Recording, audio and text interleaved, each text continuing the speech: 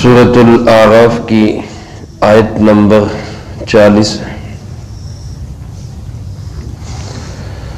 الحمدللہ وکفا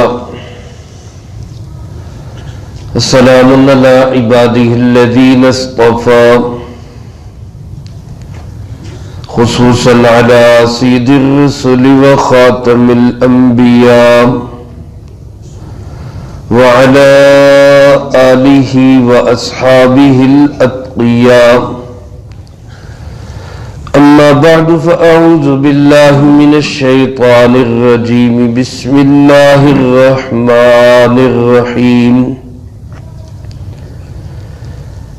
ان الذين كذبوا بآياتنا واستكبروا عنها لا تفتح لهم أبواب السماء ولا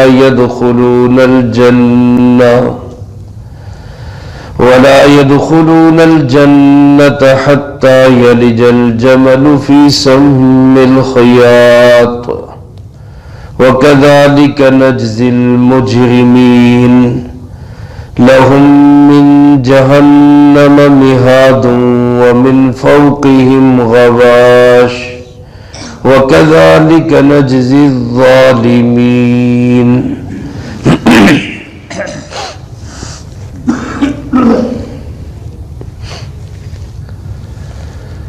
اس سے پہلی آیات مبارکہ میں اللہ رب العالمین نے ان لوگوں کے انجام کا ذکر کیا جنہوں نے قرآن کریم کی آیات کو جھٹلایا اور اس کے مقابلے میں تکبر کیا۔ ترتیب کے ساتھ اللہ پاک نے اس بات کو واضح کیا کہ موت کے وقت ان کی حالت کیا ہوگی، میدان حشر میں ان کی حالت کیا ہوگی، اور پھر اس کے بعد یہ لوگ جہنم میں جائیں گے۔ اور اس آیت مبارکہ میں اللہ پاک نے یہ بتلایا کہ یہ لوگ جنت سے بھی محروم کر دیے جائیں گے۔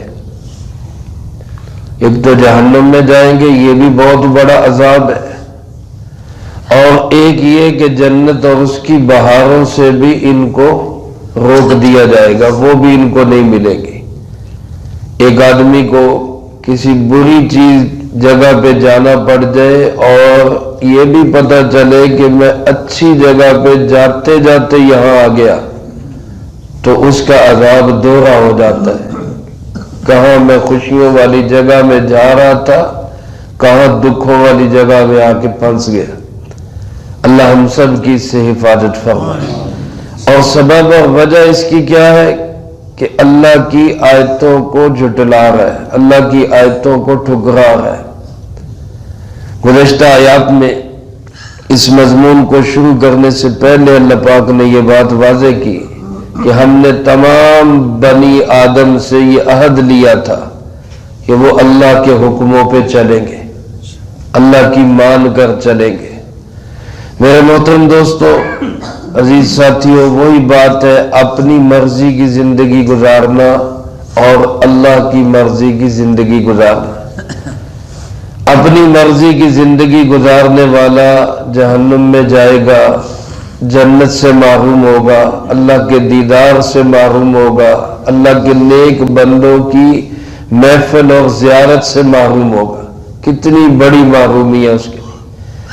اور جو اللہ کی مرضی کی زندگی گزار کے جائے گا، اپنی خواہشات کو دبا کر، اپنے مرضی اپنی چاہتوں کا گلا گھونٹ کر اللہ کے حکم، اللہ کے نبی علیہ السلام کے طریقوں پہ چل کے جائے گا، وہ جنت میں بھی داخل ہوگا، جہنم سے اس کو دور کر دیا جائے گا، اللہ کے نیک بندوں میں شامل ہوگا، انبیاء علیہ السلام کی زیارات نصیب ہوگی، سب سے بڑھ کر اللہ کا دیدار نصیب ہوگا۔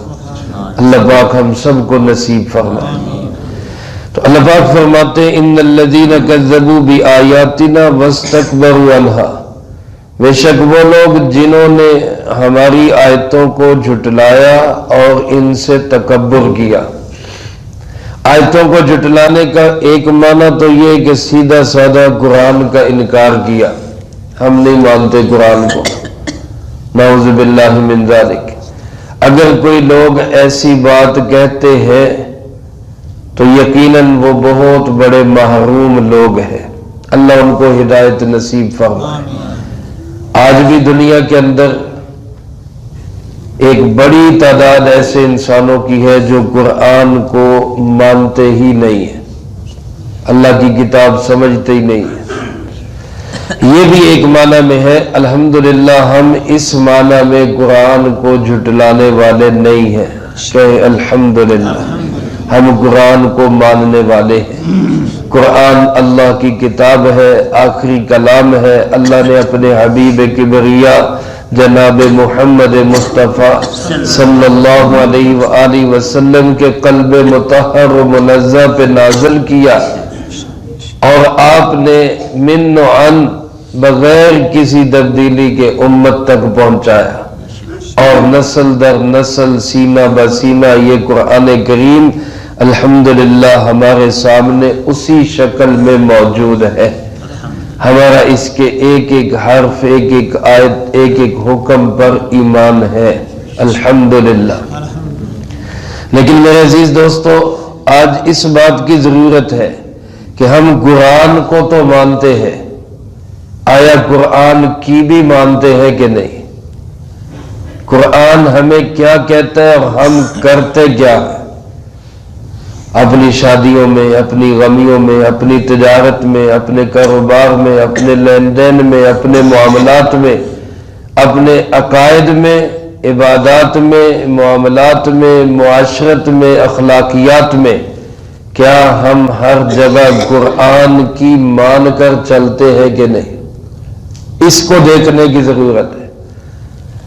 ہم چونتے بھی ہیں، ہم ادب بھی کرتے ہیں، ہم احترام بھی کرتے ہیں، ہم شفا بھی سمجھتے ہیں، ہم اس کی آیات کو دھو کر دم کر کے پی بھی لیتے ہیں، اللہ شفا بھی دیتے ہیں، کوئی شک نہیں۔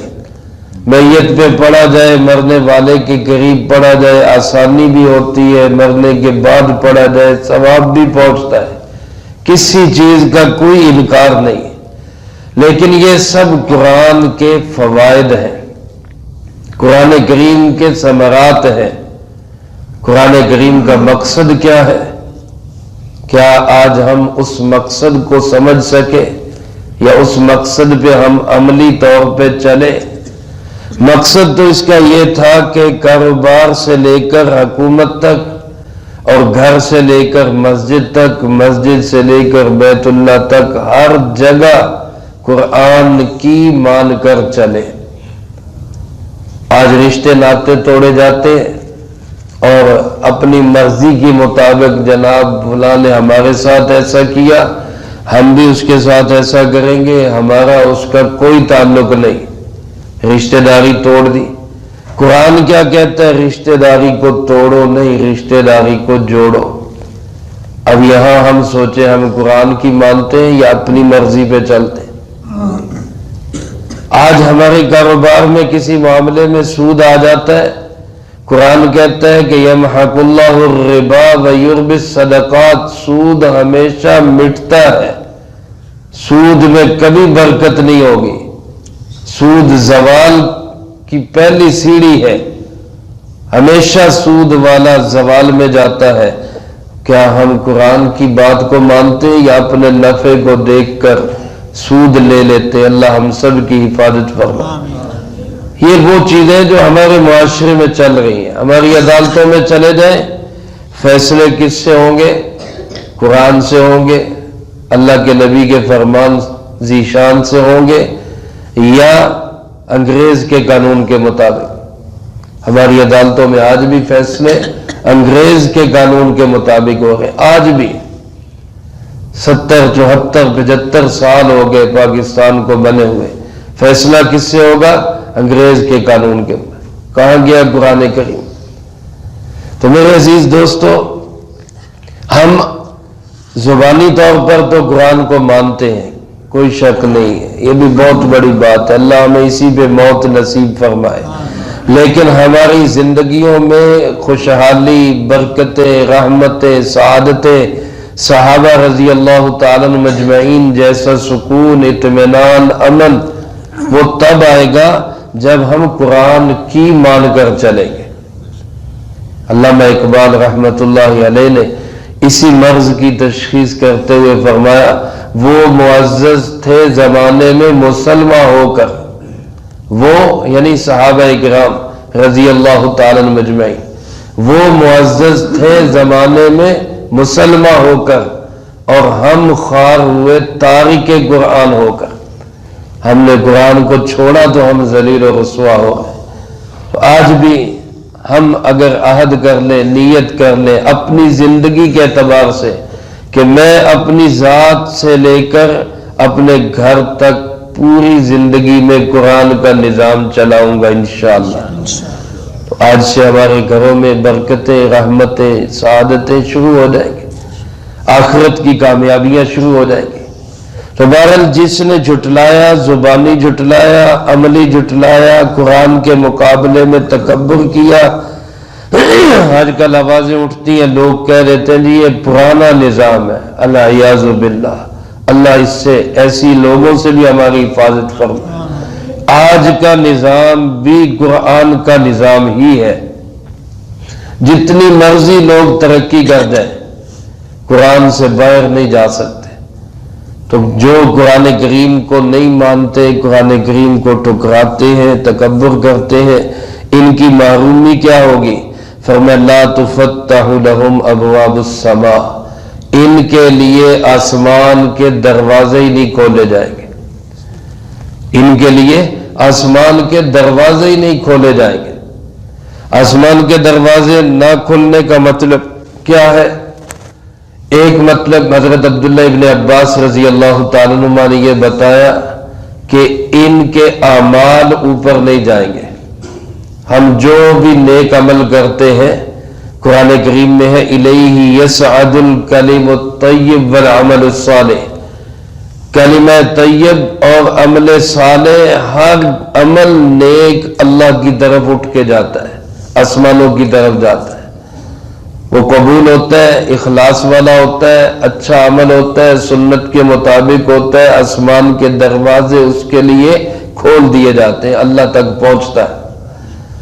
لیکن یہ جو قرآن کے منکر، قرآن کے مکذب، قرآن کے سامنے تکبر کرنے والے، یہ جتنے بھی عمل کریں، آج غیر مسلم کتنے بڑے بڑے اچھے اعمال کرتے ہیں، رفاع عامہ کے کتنے کام کرتے ہیں، خدمت خلق کے کتنے کام کرتے ہیں، لیکن وہ جتنے بھی کام کر لیں چونکہ قرآن کے منکر ہیں، قرآن کو نہیں مانتے، ان کے لیے آسمان کے دروازے بند ہیں۔ ہم مسلمان سوچیں کہ ہم اچھے کام کریں، ہمارے لیے آسمان کے دروازے کھل جاتے، یہ کتنی بڑی نعمت ہے ایمان، اللہ ہمیں اس کی قدر کی توفیق نصیب فرمائے۔ دوسرا حضرت عبداللہ ابن عباس رضی اللہ تعالیٰ عنہ فرماتے آسمان کے دروازے نہ کھلنے کا مطلب یہ کہ ان کی دعائیں قبول نہیں ہوتی، ان کی دعائیں آسمان سے اوپر نہیں جاتی، جو بھی ہم دعا کرتے ہیں آسمانوں تک جاتی ہے، اگر ہماری دعا صحیح ہے، سنت کے مطابق ہے، قابل قبول ہے، تو آسمان کے دروازے اس کے لیے کھول دیے جاتے ہیں۔ لیکن جو بدعمل ہوگا، بے ایمان ہوگا، منکر ہوگا قرآن کا، اللہ کے نبی علیہ السلام کا، اس کی دعاؤں کے لیے آسمان کے دروازے بند رہیں گے۔ دنیاوی اعتبار سے کچھ چیزیں اس کو ملیں گی، لیکن آخرت کے اعتبار سے اس کے لیے سب دروازے بند ہوں۔ اور تیسرا معنی علماء کرام رحمہ اللہ نے یہ لکھا ہے کہ موت کے وقت جب انسان کی روح کو لے جایا جاتا ہے، حدیث مبارک میں ہے، فرشتے آتے ہیں، اسرائیل علیہ السلام آتے ہیں، ان کے ساتھ فرشتے ہوتے ہیں، نیک پاکیزہ روح کے لیے جنت کے تحفے لے کے آتے ہیں، اور حضرت اسرائیل علیہ السلام میت کے سامنے آ کر اس کی ٹھوڑی کے نیچے جنت کا رومال رکھ کے فرماتے ہیں اے اچھی روح چل اپنے رب کی طرف، چل اپنے رب کی طرف، تو اس سے راضی وہ تجھ سے راضی۔ فرمایا کہ اس کی روح ایسے نکلتی ہے جیسے مشکیزہ پانی کا بھرا ہوا ہو تو اس کا منہ کھول دیا جائے، یا بوتل زمین پہ رکھ کے اس کا ڈھکن ہٹا دے، پانی آسانی سے نکل جاتا ہے، اس طرح آسانی سے اس کی روح نکل جاتی ہے۔ اللہ ہمیں یہ آسان موت نصیب فرمائے۔ اسرائیل علیہ السلام اس کو رومال میں رکھ کے فرشتوں کے حوالے کرتے ہیں، فرشتے اس کو لے کر تیزی سے آسمانوں کی طرف جاتے ہیں، آسمان کے دروازے اس روح کے لیے کھول دیے جاتے ہیں، اور اللہ پاک فرماتے ہیں اس روح کا نام اعمال اعلیٰ علیین میں درج کر کے اس کو واپس قبر کے اندر بھیج دیا جائے۔ چنانچہ قبر میں روح آتی ہے تو فرشتے سوال کرتے ہیں من ربک ما دینک ما تقول فی حق ھذا الرجل، 3 سوال ہوتے ہیں، تینوں سوالوں کا جواب یہ میت دیتا ہے اللہ میرا رب ہے، اسلام میرا دین ہے، حضرت محمد صلی اللہ علیہ وسلم میرے نبی ہے۔ فرشتے فرماتے ہیں کہ اس کے لیے قبر کو جنت کا باغ بنا دو، جنت میں بچھونے، جنت کے بچھونے، جنت کی کھڑکیاں، جنت کی خوشبوئیں، جنت کی روشنیاں اس کی قبر میں پھیلا دی جاتی ہیں۔ اللہ ایسی اچھی قبر ہم سب کو نصیب فرمائے۔ دوسری طرف جو فرشتے آتے ہیں وہ انتہائی بدصورتی میں، انتہائی بری شکل کے اندر، علماء فرماتے ہیں اگر میت کو کوئی اور عذاب نہ بھی ہو تو فرشتوں کے وہ خوفناک چہرے ہی عذاب کے لیے بہت ہے، اور وہ بھی اسرائیل علیہ السلام آ کے کہتے ہیں خبیث گندی روح چل باہر نکل، وہ باہر نکلنے کے بجائے اندر کو گھستی ہے، اس کو کھینچ کے نکالتے ہیں۔ مثال میں فرمایا ایسے جیسے ململ کے کپڑے کو کسی شاخ کانٹے دار جھاڑی پہ لپیٹ دیا جائے اور پھر اس جھاڑی کو کھینچا جائے تو جیسے وہ کپڑا تار تار ہو جاتا ہے، ایسے مردے کو اذیت ہوتی، مار مار کے اس کی روح کو نکالا جائے، آسمانوں کی طرف لے جایا جاتا ہے تو آسمانوں کے دروازے بند کر دیے جاتے ہیں، اور اللہ پاک فرماتے ہیں نیچے سجین کے اندر اس کی روح کو پھینک دو اور اس کا نامہ اعمال وہاں لکھ دو، اس کا تعلق قبر میں جوڑ دو۔ اب قبر میں سوال و جواب ہوتے ہیں، ہر سوال کے جواب میں کہتا ہے مجھے نہیں معلوم، میں نہیں جانتا، مجھے نہیں پتا، تو قبر جہنم کا گڑھا بن جاتی ہے۔ اللہ ہم سب کو ایسی موت اور ایسی قبر سے محفوظ رکھے۔ تو دروازے نہ کھلنے کا ایک مطلب یہ بھی ہے کہ ان کی روحیں وہ نیچے پھینک دی جاتی ہیں، اوپر نہیں جاتے۔ اور دوسری بات اللہ پاک فرماتے ہیں وَلَا يَدْخُلُونَ الْجَنَّةَ، یہ لوگ جنت میں داخل نہیں ہو سکیں گے حتیٰ یلج الجمل فی سم الخیاط، حتیٰ کہ اونٹ جو ہے وہ سوئی کے ناکے سے گزر جائے۔ سوئی کا جو ناکا باریک سا اس کا سوراخ ہے، اس سوراخ سے اونٹ کا گزرنا یہ محال ہے، انسان عام طور پہ اس کا تصور بھی نہیں کر سکتا۔ تو گویا جس طرح اس باریک سوراخ سے اونٹ کا گزرنا ناممکن ہے، اسی طرح قرآن کے منکروں کا جنت میں جانا یہ ناممکن ہے۔